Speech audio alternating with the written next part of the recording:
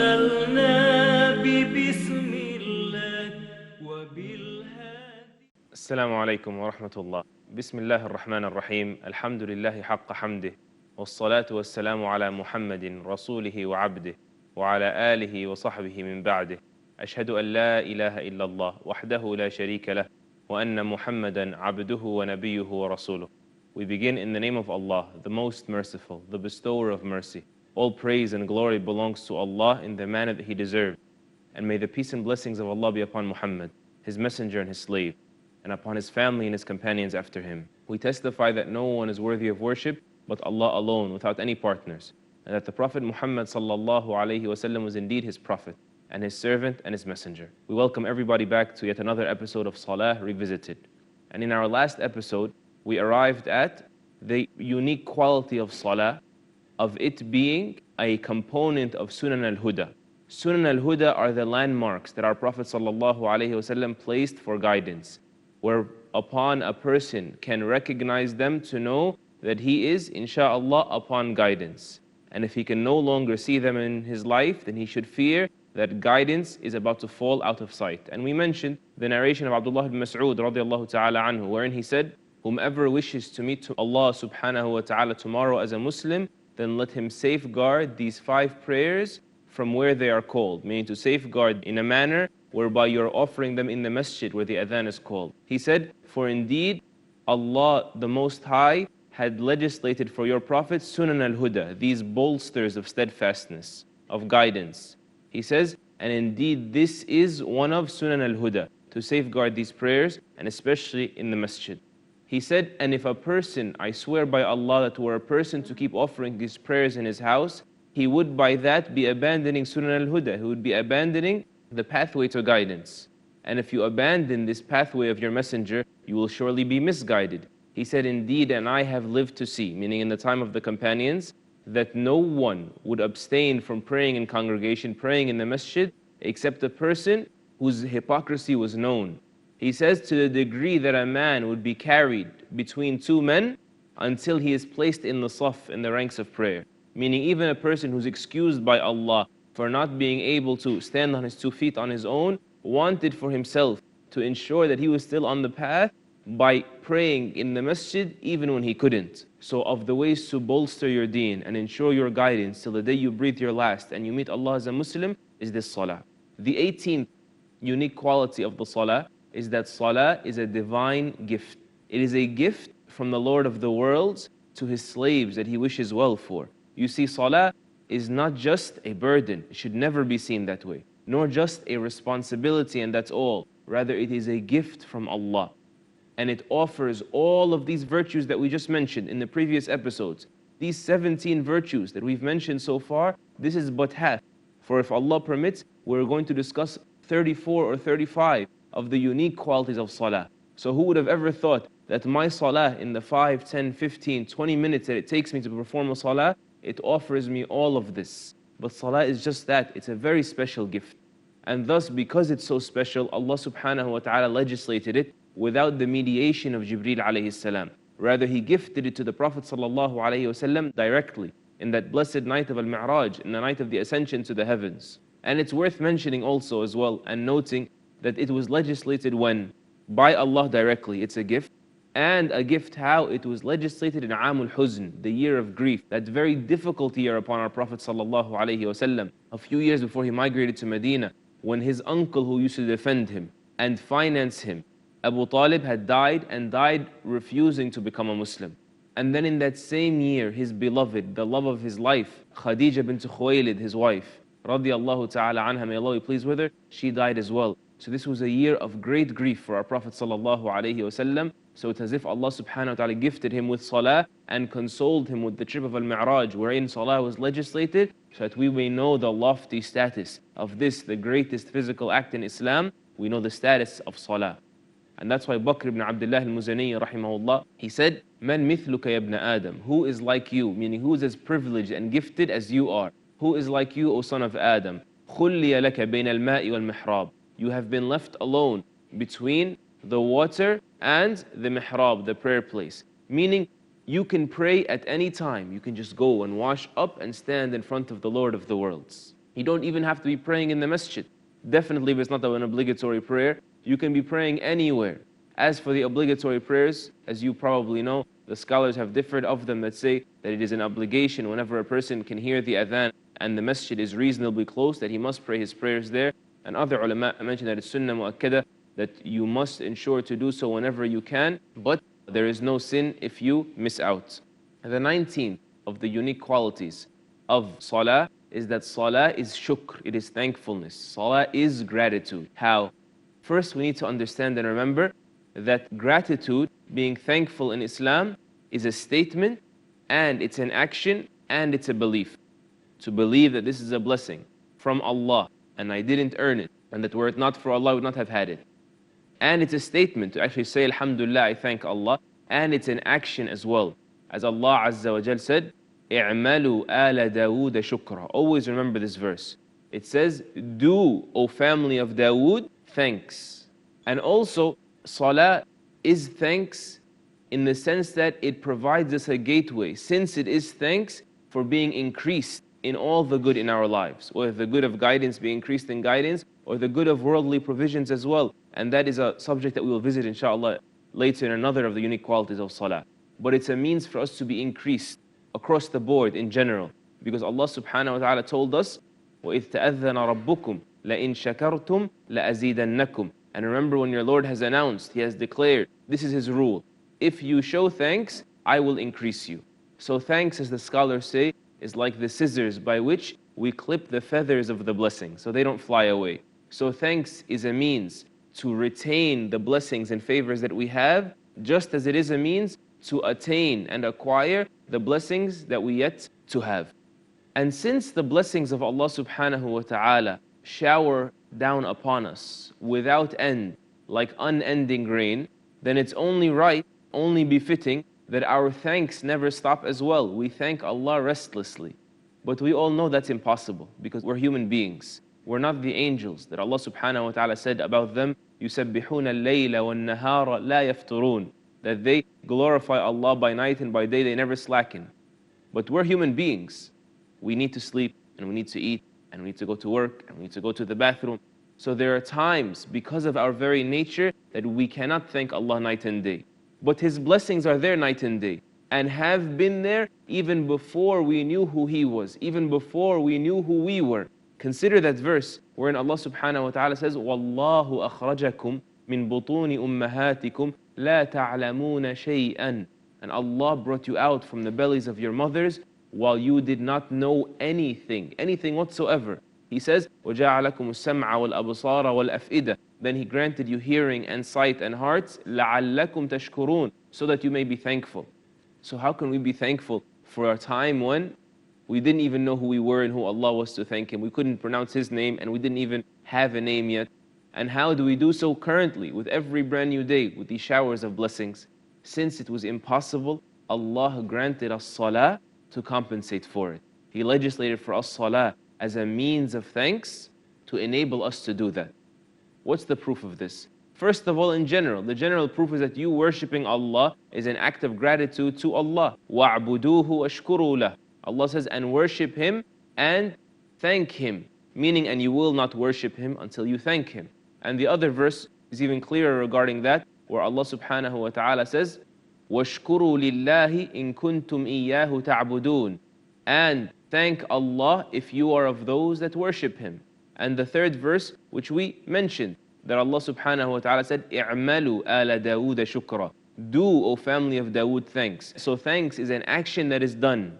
So what is the best action that can be done? The hadith of Ibn Mas'ud in Sahih Muslim, أفضل الأعمال الصلاة لوقتها. The best of actions to be done is praying at the proper time, praying on time. In another narration, الصلاة لأول وقتها, praying at the beginning of its time. And the Prophet ﷺ said in the third hadith, خير موضوع, that the salah is the greatest thing that was lowered and descended to this earth. الصلاة خير موضوع. It is the greatest thing of actions ever legislated inside the deen of Allah subhanahu wa ta'ala. And a fourth proof is the words of Allah Azza wa Jal in Surah Al-Kawthar, which you all memorize. Bismillah ar-Rahman ar-Rahim. Inna a'tainaka al-Kawthar. In the name of Allah, the most merciful, the bestower of mercy, we have granted you, O Muhammad, the abundance. the abundance of good in this world, and that river that is so abundant in the hereafter called Al-Kawthar, the abundance. So what do we do with all this goodness, this abundance of good? فَصَلِّ لِرَبِّكَ. So pray to your Lord, wanhar, and sacrifice for him. And in Sahih al-Bukhari and Muslim, we are told that when the Prophet ﷺ was given the favor of the conquest of Mecca, he entered that morning into Mecca on the day of the conquest of Mecca, and he went to the house of his cousin, Hani bint Abi Talib, and he prayed therein. Thanks to Allah, he prayed therein 8 rak'at in the house of his cousin as an expression of gratitude and thanks to Allah that he had opened and liberated the land of Mecca from the hands of those that used to commit injustices therein. After the break, we continue inshallah Azza wa Jal with Salah is thankfulness.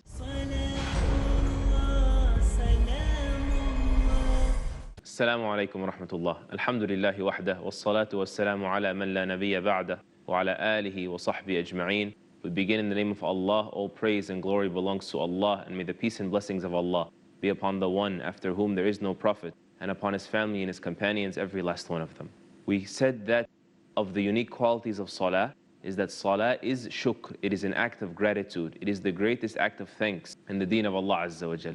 And that the Prophet ﷺ went and prayed 8 rak'at out of gratitude, because this is the way you show gratitude to Allah on the day that Allah granted for him the conquest of Mecca. Similarly, the Prophet Muhammad ﷺ taught us in other instances that shukr can be done, gratitude is to be done with salah. Of them is the hadith of Al-Mughira ibn Shu'bah radiyallahu ta'ala anhu, may Allah be pleased with him. He says that the Prophet ﷺ stood to pray at night, and he prayed until his feet swelled, until his feet became swollen. So then, upon that happening, the companions, out of their compassion for their beloved Messenger ﷺ, of them are those that said, "O Messenger of Allah, why?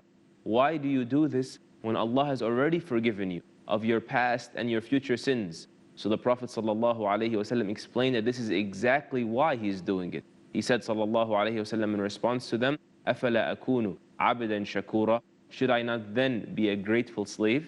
And similarly, the hadith of Abu Dharr radiyallahu ta'ala anhu in Sahih Muslim, the Prophet ﷺ said, يُصْبِحُ عَلَى كُلِّ سُلَامَ مِنْ أَحَدِكُمْ صَدَقَةً.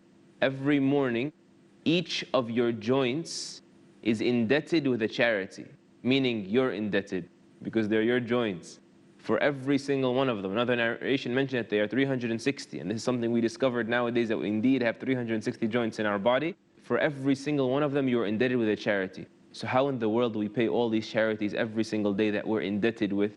He continued sallallahu alayhi wasallam to explain, and he said, فَكُلُّ تَسْبِيحَةٍ صَدَقَةٍ. Every time you make tasbih, like saying subhanallah, that's a charity. He said, وَكُلُّ تَحْمِيدَةٍ صَدَقَةٍ. And every time you make tahmeed, like saying alhamdulillah, that is a charity. He says, وَكُلُّ تَهْلِيلَةٍ صَدَقَةٍ. And every time you declare the oneness of Allah, like saying La ilaha illallah, this is a charity.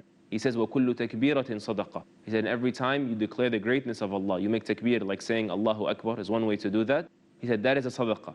He said, وَأَمْرٌ بِمَعْرُوفٍ صَدَقَةٍ. And commanding the good is a charity. وَنَهْيٌ عَنْ مُنْكَرٍ صَدَقَةٍ. And forbidding evil is a charity. And then he said, sallallahu alayhi wasallam, وَيُجْزِئُ عَنْ ذَلِكَ. And sufficing in place of all of that, he said, رَكَعَتَانِ يَرْكَعُهُمَا مِنَ الضُّحَى. 2 rak'ahs. Salah is gratitude. Is 2 rak'ahs that he prays in the duha time. Duha is the early daylight hours. Once the sun rises, after it rises beyond the horizon a bit, say 15, 20, 30 minutes, depending on where you are in the world and how far you are from the equator and the likes, but slightly after the time when the sun has risen, this is the duha time. The early morning, the brightness of the morning, this is a duha time. Until about that same duration, 15, 20, a half an hour before Salatul Dhuhr, meaning until high noon basically, this is the window where we pray Salatul Duha. That duha prayer wherein we show gratitude to Allah subhanahu wa ta'ala for every single one of those joints that we don't even think about, that we are blessed with. And you know, this hadith of the 360 joints, it calls our attention to what we must keep in front of our eyes always. And that is the fact that there are so many blessings that we have that we are completely unaware of, completely oblivious to. Like the hadith of Abdullah ibn Muhsan radiyallahu ta'ala an in Sunan al-Tirmidhi, narrated by Ibn Majah as well, wherein the Prophet sallallahu alayhi wasallam, he said, مَنْ أَصْبَحَ مِنْكُمْ آمِنًا فِي سِرْبِهِ. Whomever of you awakens in the morning, secure in his home, mu'afan fi badani, pardoned in his body, meaning he has a home that he wakes up in and his body is healthy, relatively healthy. He says, عِنْدَهُ قُوتُ يَوْمِهِ, and with him is his day's meal. Just today's meal, he says, فَكَأَنَّمَا حِيزَتْ لَهُ الدُّنْيَا بِحَذَافِرِهَا. It's as if such a person, the entire world, from its farthest corner, has been collected for him. It's as if he's a king and he doesn't realize it. So a person has so many blessings he's unaware of, and even those that he is aware of, he doesn't know their value. So a person must constantly hold on to salah so he does not fall into being of those that are ungrateful. Because Allah subhanahu wa ta'ala reminds us, وَاشْكُرُوا لِي وَلَا تَكْفُرُونَ. So thank me, don't ever be of those that deny. Don't be in denial of Allah's blessings. And that's why the people that are distracted with their jobs, or distracted with collecting worldly gains, even seeking provisions, at the expense of their salah, they need to remember that they have been privileged over others with that money. Therefore, they're supposed to be more grateful than others. So it's quite a shame and quite unfortunate that such a person uses those blessings and uses the health that Allah gave him and the wealth that Allah gave him and uses those favors to disobey Allah subhanahu wa ta'ala. This is a disaster. As one of the Salaf, one of the early Muslims, he said, لو تفكر الإنسان في خلق نفسه علم أنما لينت مفاصله للعبادة. That if the human being were just to simply think at the way he was created, he will come to realize that his very joints were made flexible so that he would worship Allah subhanahu wa ta'ala. Meaning no matter how successful you are, what you've done with Allah has given you, your number one purpose is to worship Allah. So if you haven't worshipped Allah, then you have failed in life. You have failed regardless of what you've accomplished, because you haven't done what you were created to do. وَمَا خَلَقْتُ الْجِنَّ وَالْإِنسَ إِلَّا لِيَعْبُدُونَ. I did not create the jinn or the human being except to worship me alone. And when you worship Him, then this is how you manifest gratitude in your life for what Allah subhanahu wa ta'ala has given you, that we haven't earned and we don't deserve and we can never repay. Another of the blessings of salah, the unique qualities of salah, number 20, is that salah serves to spite and to infuriate shaitan and the allies of shaitan. How so? Consider first of all the two sujood that we make, sujood sahu, the prostrations that we make out of forgetfulness. Our Prophet ﷺ taught us that when we forget in salah, there's a lapse, a mix-up in our prayer. What we do to rectify that is we make two sujood at the end of the prayer. So a person is to consider, wait a minute, I'm adding to the prayer now. Why? Because there's a benefit in adding to the prayer. You see, normally, adding to the prayer intentionally, without a reason, this would not just be wrong, it would invalidate your prayer. And you should know that, because our Prophet ﷺ said, "Man ahdatha fi amrina hadha ma laysa minhu fahuwa radd." Whomever introduces something new into this affair of ours, our Islam, that was not from it, it will be rejected of them. And the other narration, whoever does any deed, meaning religiously, that we did not command of them, then it will be rejected of them. But we are being taught here, at times it's even an obligation to add those two sujoods. Why? Because there's a benefit. What's the benefit? Number one, it compensates for the potential defect in the salah, that mix-up, that forgetfulness. But then he told us, sallallahu alayhi wasallam, and this is the point of reference, that there's another benefit in doing so. He said, sallallahu alayhi wasallam, وَالسَّجْدَتَانِ تُرْغِمَانِ أَنْفَ الشَّيْطَانِ. That these two sujoods that you make in the times of forgetfulness, they lower the nose of shaitan. What does it mean to lower the nose? You know when someone's arrogant, they say his nose is in the sky, and shaitan is quite arrogant. We know this of him, and it's Qur'anically established about him. So we lower his nose, meaning he becomes disgraced by these two sujoods. Why? Because he just exerted his effort to cause you to become confused in your salah and forgetful in your salah, and you wish to bite a piece out of the perfection of your salah. So we made two more sujoods that normally are not allowed in the salah, but because of the benefits that it spites shaitan, I did two more and added to my salah. That's what my Prophet ﷺ taught me. You know, it's just like walking arrogantly. Same example, a parallel to this. Walking arrogantly, Allah condemned this act in the Qur'an. There is not an acceptable act. وَلَا تَمْشِي فِي الْأَرْضِ مَرَحًا, the verse says. And don't walk about in the earth with pride, with boast. Don't be conceited.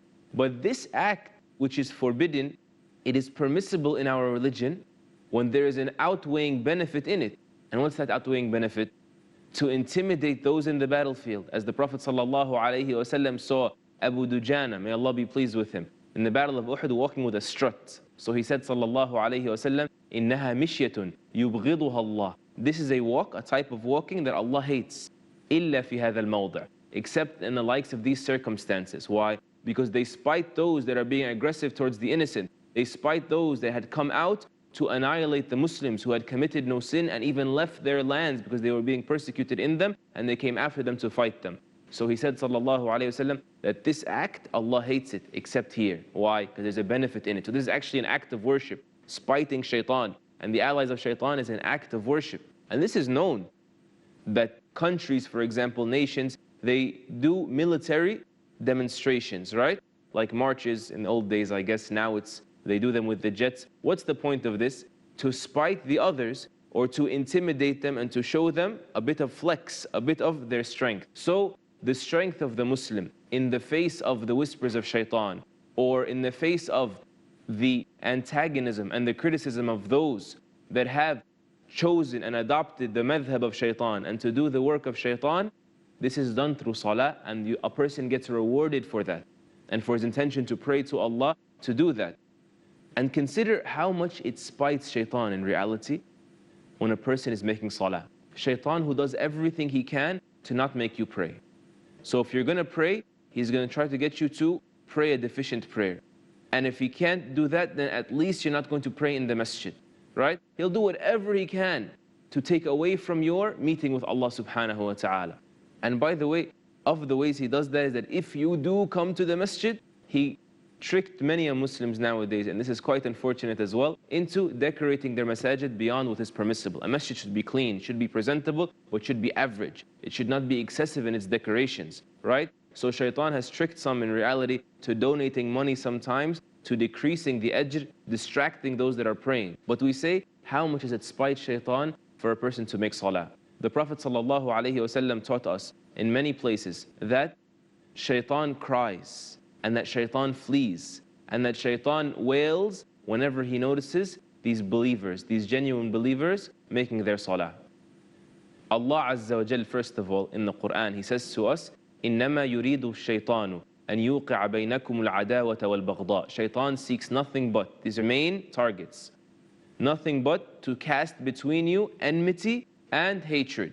فِي الْخَمْرِ وَالْمَيْسِرِ, by way of wine and gambling. So these are his main tools, and this is his main target. He says, وَيَصُدَّكُمْ عَنْ ذِكْرِ اللَّهِ وَعَنِ الصَّلَاةِ, and he seeks to deter you from remembering Allah and being conscious of Him, and to deter you from salah. There it is, the point of reference. And to deter you from salah, فَهَلْ أَنْتُمْ مُنْتَهُونَ, so will you not desist, will you not stay away from wine and gambling, so that shaitan does not cast between you enmity and hatred, and he does not deter you from his strategic targets, remembering Allah and salah.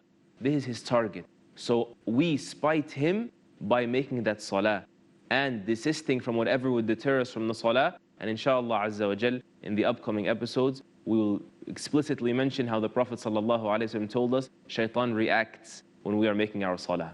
Stay with us inshallah, and I'll see you all next time. وصلى الله على نبينا محمد وعلى آله وصحبه أجمعين والحمد لله رب العالمين. صلاة الله سلام الله على طه رسول الله. صلاة الله سلام الله على ياسين حبيب الله. صلاة الله سلام الله على ياسين حبيب الله.